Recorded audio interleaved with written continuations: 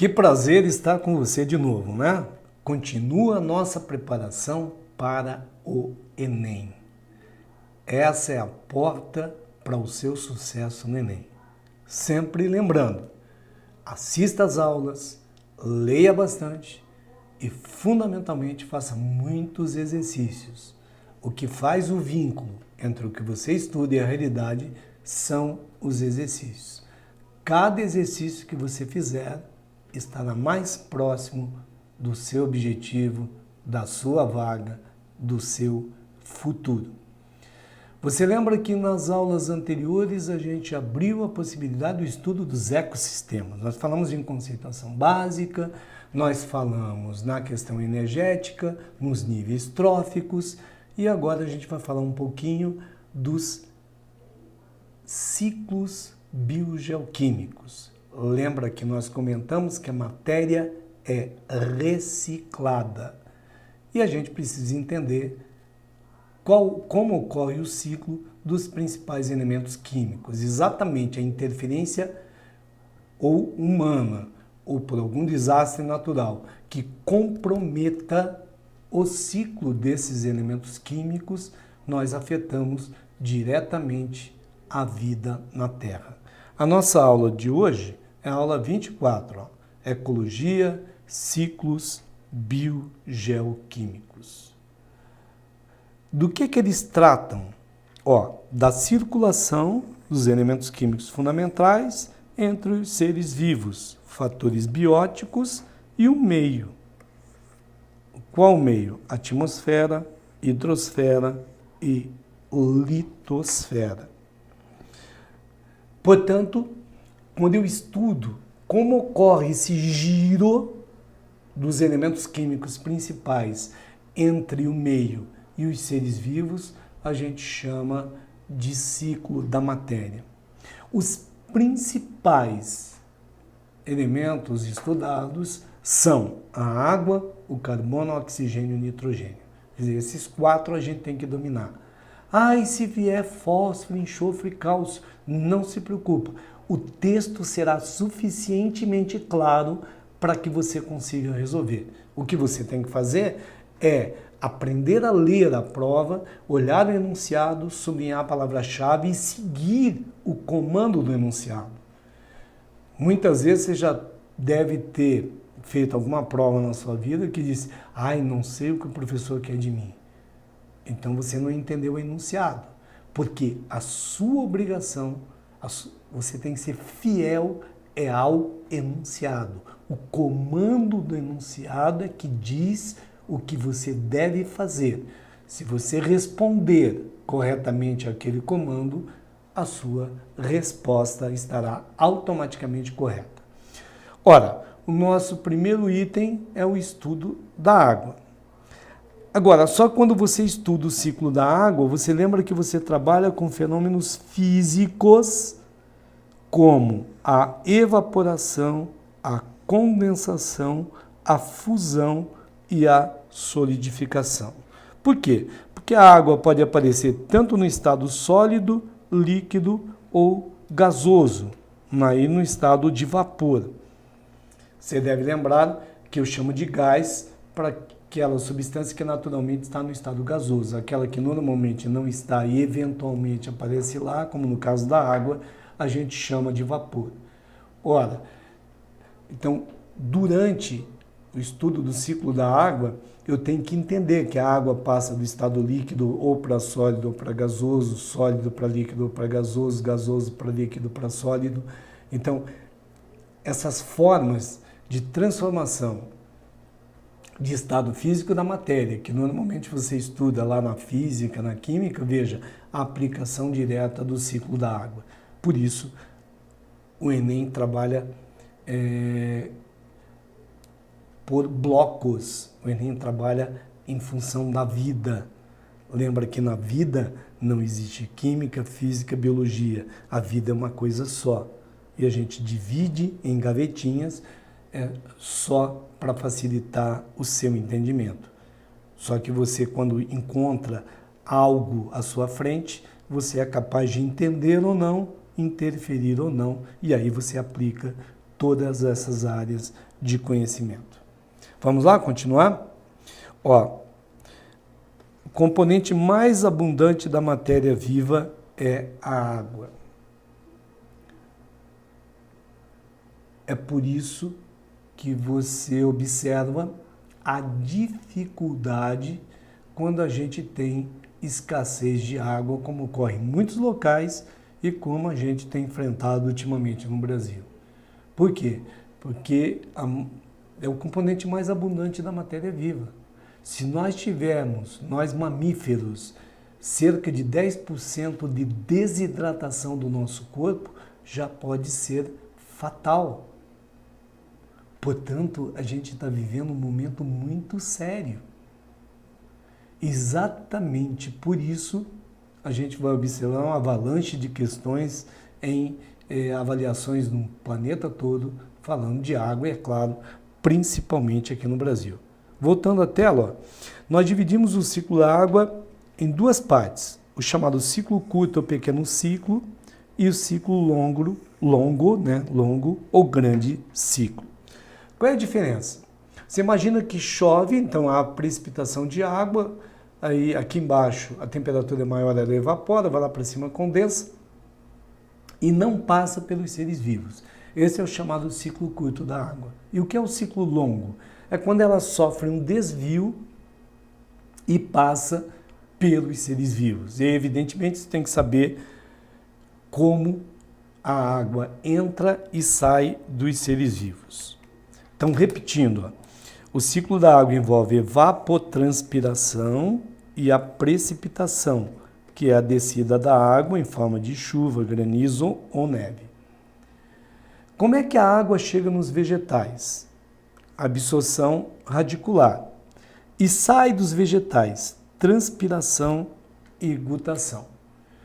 Então, há um jeito do vegetal absorver água. Ele precisa de água, porque é o componente mais abundante, o esqueleto vegetal é um esqueleto d'água praticamente, e porque precisa de água para fazer fotossíntese. A absorção se dá totalmente pela raiz. Então vai ser transportada essa água da raiz até as folhas, onde vai ocorrer a fotossíntese. E a folha é o grande local de evaporação, evapotranspiração. Então a água vai transpirar, o vegetal vai transpirar, a folha vai eliminar o vapor d'água, fazendo o retorno dessa água à natureza.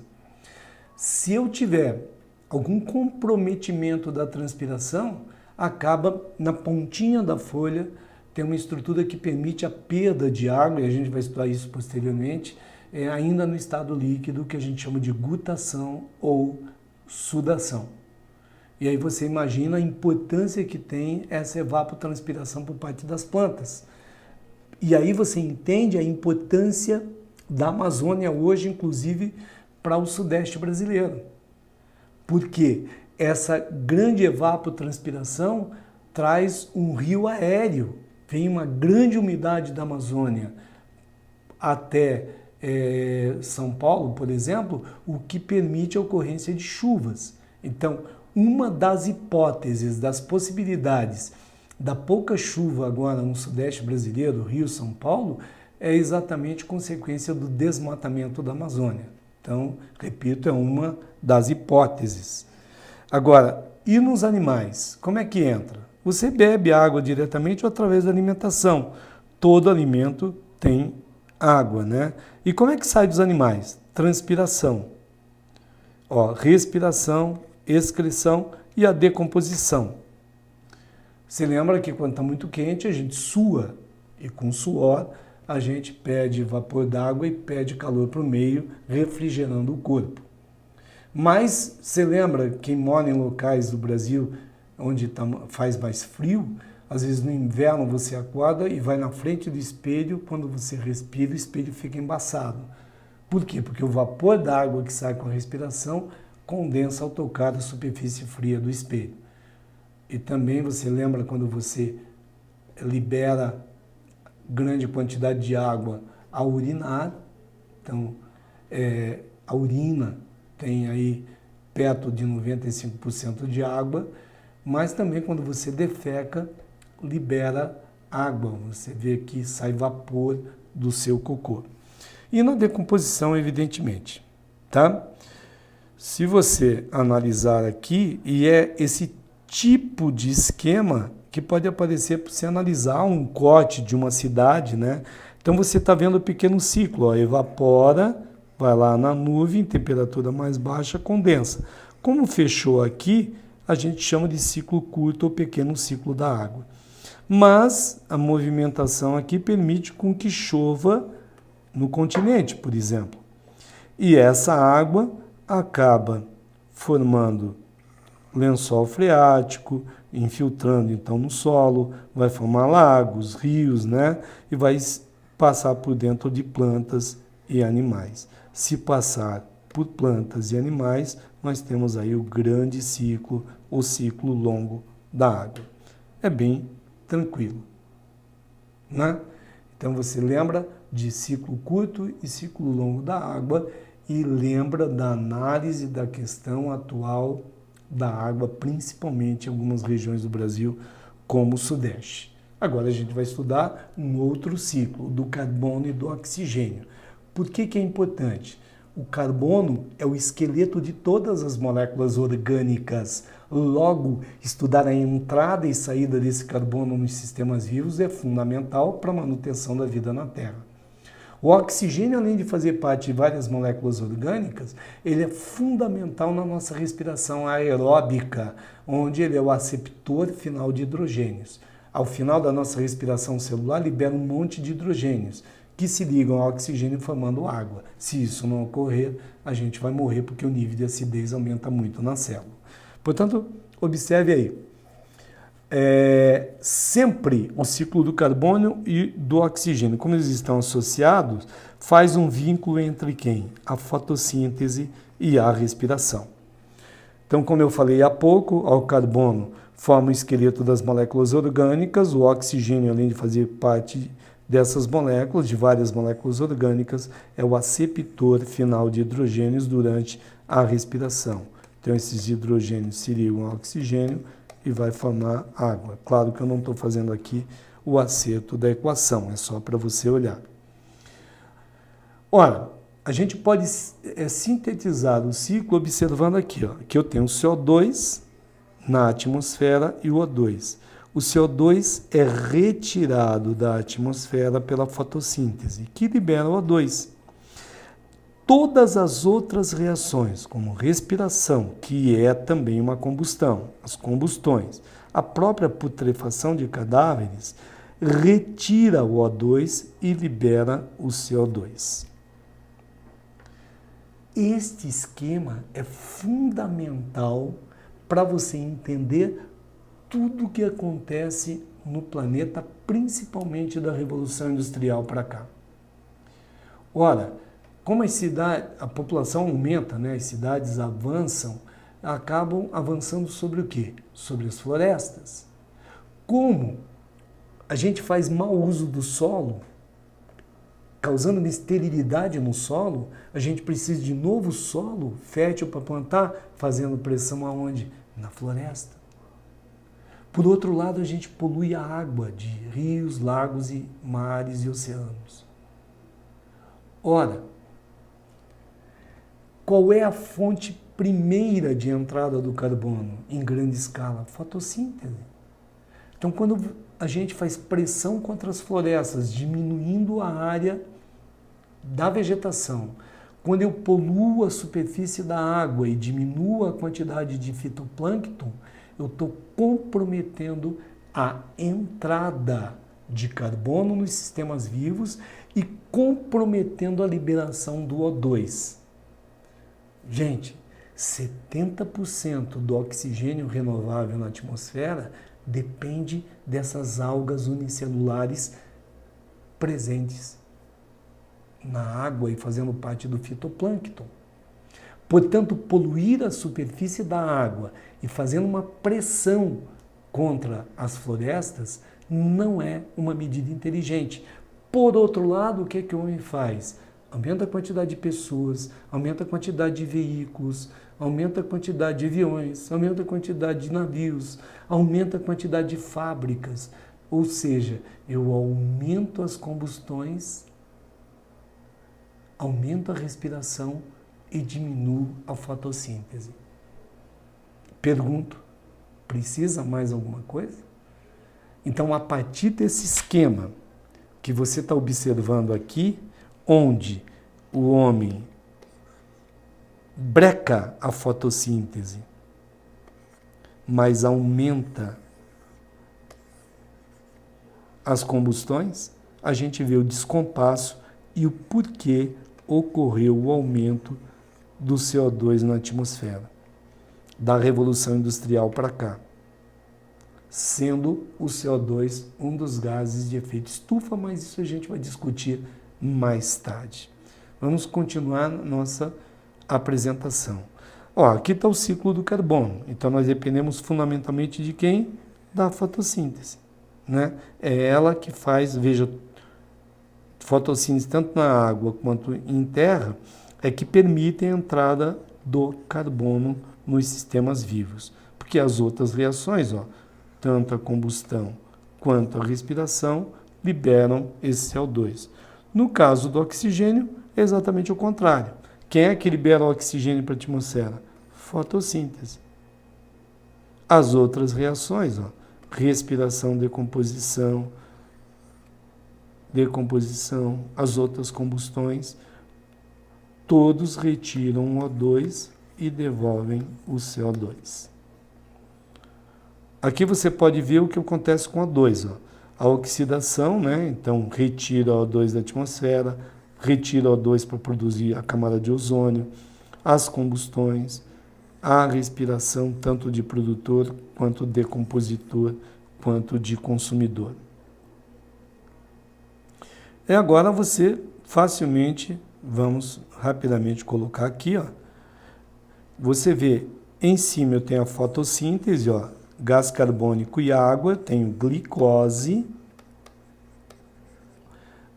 O2, que é liberado para a atmosfera, e água. Então, o ciclo do carbono você está vendo em rosa e o ciclo do oxigênio em amarelo. Aqui você tem a glicose com O2, essa é a reação de respiração, resultado, CO2, água e energia que é acumulada nas moléculas de ATP. Então, mais uma vez, a gente observa como absorve e como libera carbono e libera oxigênio. Outro ciclo extremamente importante é o ciclo do nitrogênio. Você vai dizer, nossa, mas o nitrogênio, qual é a importância? Primeiro que é o gás mais abundante da nossa atmosfera. Segundo, só para você ter uma ideia, por que ele é importante para nós? O nitrogênio faz parte das bases nitrogenadas, está presente nessas moléculas. Você vai dizer, e daí? Essas moléculas fazem parte do DNA, que é o nosso material genético, e do RNA, responsável pela produção de proteínas. Por outro lado, eu posso dizer que todos os seres vivos são, na realidade, conglomerados proteicos. Cada um de nós é, na verdade, uma sociedade proteica. Nós somos o que são as nossas proteínas. E toda proteína é feita de aminoácido. Amino tem nitrogênio. É um ácido aminado. Portanto, sem nitrogênio não tem proteína, sem nitrogênio não tem material genético. Precisa mais? Não, né? Então, quando alguém perguntar qual é a importância do nitrogênio, eu digo, sem nitrogênio não tem material genético, sem nitrogênio não tem proteína, sem nitrogênio não existimos todos os seres vivos. Só que tem um dado. Embora seja o gás mais abundante da atmosfera, ele não é absorvido pela maioria dos seres vivos. Por isso eu peço que você preste bem atenção agora no esquema que você vai ver. Repetindo, é um gás mais abundante, fixação do nitrogênio. Quem fixa, quem retira o N2 da atmosfera?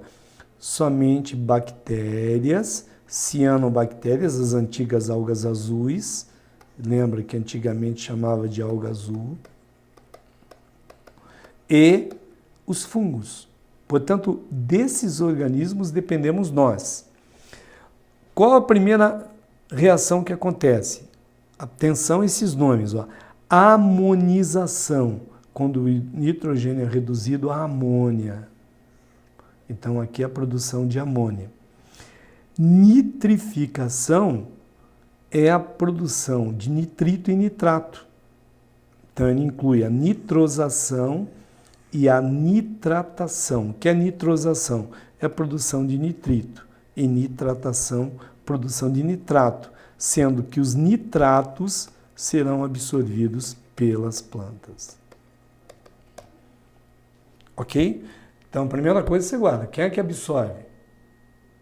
Quem é que fixa esse nitrogênio da atmosfera? Bactérias, fungos, sendo bactérias que também hoje em dia são bactérias, né, fundamentalmente. Que processos ocorrem? A amonização, onde é reduzido a amônia, depois essa amônia é transformada em nitrito e nitrato. Então a gente chama de nitrificação para esse processo todo de produção de nitrito e nitrato. Produção de nitrito, nitrosação, nitratação de nitrato. Voltando ao nosso texto. Ó, o que envolve o ciclo do nitrogênio? Algumas relações, isso é extremamente importante, mutualística de bactéria fixadora de nitrogênio e raízes de leguminosas. Se você pegar uma leguminosa, um soja, feijão, você vai notar umas bolinhas na raiz. São nódulos de bactérias que fixam o nitrogênio.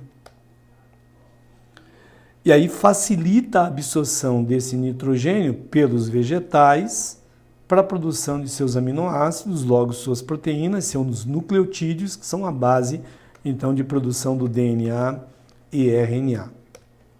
Então, lembra sempre que essas relações são extremamente importantes. Tá? Como é que as plantas conseguem?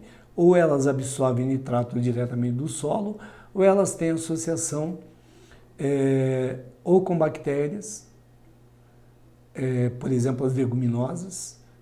Por isso, plantar leguminosa é importante. Naturalmente, você aduba o solo com nitrogênio. Sempre que falar, se a gente fizer rotatividade de cultura com leguminosa, envolve o ciclo biogeoquímico do quê?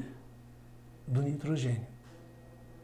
Também há associação de fungos com raízes de plantas, então facilitando também a absorção e a fixação de nitrogênio. Portanto, a relação mutualística ocorre tanto com bactérias como com fungos. E como é que o nitrogênio chega nos animais? Primeiro, via alimentação. Então você consegue ingerir proteínas e ingerir DNA, ácidos nucleicos, né, e RNA de outros seres. Aí você digere, absorve e usa para produzir seus próprios produtos nitrogenados. Como é que sai dos animais? Excreção. E decomposição de cadáveres, tanto de animais como vegetais. Você lembra, por exemplo, que na urina da gente, qual é o nosso grande produto nitrogenado? A ureia. Então, todo ser vivo acaba desaminando aminoácidos e vai produzir alguma substância que deve ser excretada, nitrogenada, ou amônia, ou ácido úrico, ou ureia. No nosso caso humano, a ureia é o principal produto, né? Aí você voltando, então, repetindo, amonização, produção de amônia, aí pode ocorrer nitrificação, nitratação ou a desnitrificação, que é exatamente a liberação do nitrogênio gasoso de volta para a atmosfera. Agora você pode observar na tela o que pode cair nas provas. Então você vai ver primeiro, desnitrificação. As bactérias pegam nitrato, nitrito, amônia e liberam o nitrogênio gasoso para a atmosfera. Quem faz isso? Bactérias desnitrificantes. Então, esse processo de desnitrificação é o que faz liberar nitrogênio gasoso para a atmosfera. Esse nitrogênio é absorvido por bactérias e fungos, então bactérias fixadoras de nitrogênio, que produzem amônia, a amonização, né? Então, bactérias e fungos acabam transmitindo para as plantas, ou produz nitrito e nitrato. E o nitrato fica disponível, então, para as plantas através das suas raízes. Ou a decomposição. Morreu a ação também de bactérias e fungos que poderão desnitrificar, liberar, então, nitrogênio. Portanto, lembra sempre, o nitrogênio gasoso é fixado, ó, fixação, por bactérias e fungos. Aqui está a entrada, né? Aí você tem amônia, aí você tem nitrito e nitrato. Aí plantas, aí entra as cadeias alimentares, plantas e animais. Aí a saída está aqui, ok? A saída é através das bactérias desnitrificantes. Feito? Então você guardou? Quais são os principais ciclos que obrigatoriamente você tem que dominar? Água, carbono, oxigênio e nitrogênio. Para isso a gente vai treinar um pouquinho agora. Olhem as questões que aparecem aí do próprio Enem, inicialmente, ó.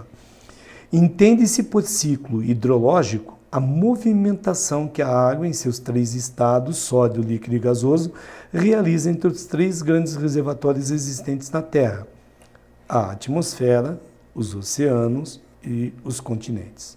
O Sol fornece energia para proporcionar essa movimentação, uma vez que tal energia aumenta as demandas por evaporação da água líquida ou por derretimento quando em seu estado sólido. O aquecimento global que está ocorrendo por causa do aumento dos gases causadores do efeito estufa tem provocado, atenção, derretimento do gelo nas geleiras das regiões polares, aumento da umidade na atmosfera em aproximadamente 6% para cada grau de aumento na temperatura média na Terra, mudanças no regime climático de várias regiões, algumas ficando mais áridas e outras mais quentes, e ainda o aumento de tempestades em outras regiões. Veja, isso aqui é uma afirmação. O aquecimento global está provocando aumento no nível dos oceanos devido ao derretimento das geleiras. Isso é verdadeiro. Então, eu já assinalei a A. Se eu estivesse fazendo prova, eu poderia parar aqui. Mas, analisando, veja, diminuindo nos últimos anos, devido à menor emissão de gases. O aquecimento global está aumentando e está tendo maior emissão de gases. Mudando o regime climático nas várias regiões da Terra ou diminuindo a umidade. Se você voltar, o que é que disse o texto? Está aumentando a umidade. Então, o que você tem que analisar é a partir do texto. O texto diz que aumenta, não que está diminuindo. Provocando uma mudança no clima da Terra, consequentemente, espera-se nos próximos anos a diminuição das tempestades. Se eu tenho uma maior evaporação, eu vou ter também maior quantidade de tempestades. Afetando o ciclo hidrológico e a movimentação que a água no estado sólido e gasoso realiza entre a atmosfera, os oceanos e o continente. Não está afetando o ciclo, não foi isso que o texto disse. O texto falou que está havendo uma maior evaporação e o derretimento de geleiras. Portanto, a resposta tranquilamente a letra A. Vamos ver a segunda? Também do Enem. Ó. Um experimento realizado na Floresta Nacional dos Tapajós, no Pará, teve como objetivo identificar o papel da redução das chuvas sobre a floresta amazônica, olha aqui, decorrente do aquecimento global.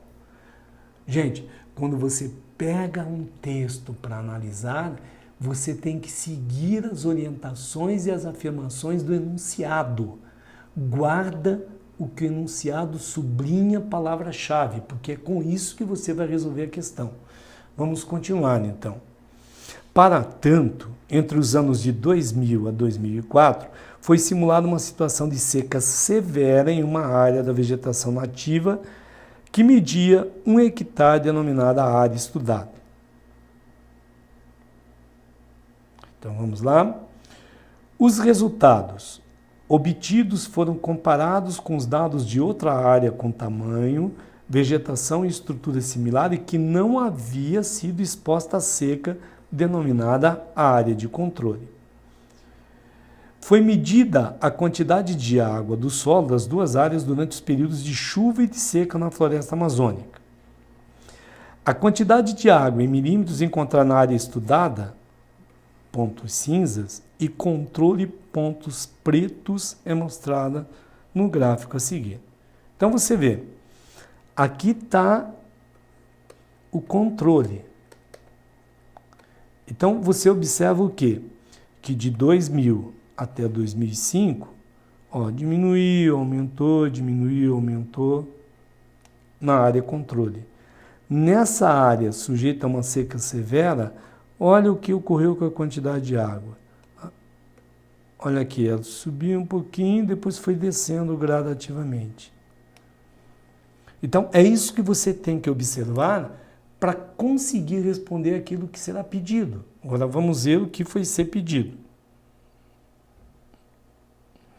Analisando-se o gráfico que revela o resultado direto da metodologia usada para criar secas artificiais, observa-se que não houve durante o experimento recuperação da quantidade de água no solo da área estudada.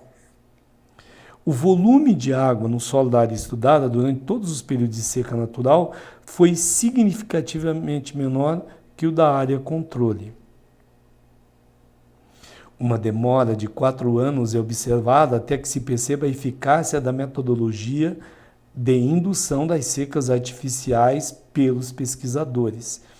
Você viu que não, que houve, não em 4 anos, mas em 2 anos, né? É só você voltar e estudar o gráfico. A área estudada apresenta um declínio efetivo na quantidade de água do solo causado pela seca induzida, que é evidente a partir do 2º ano de observação. Então vamos voltar lá. Olha aqui, 2000, 2001, 2002. Então recuperou e a partir daqui houve um declínio acentuado. Portanto, mais uma vez, é só prestar atenção no gráfico e no texto. Ok? Um prazer muito grande, mais uma aula com você. A gente vai ter outras aulas e vamos trilhar bem essa caminhada em direção ao Enem. Gente, um grande abraço, até a próxima.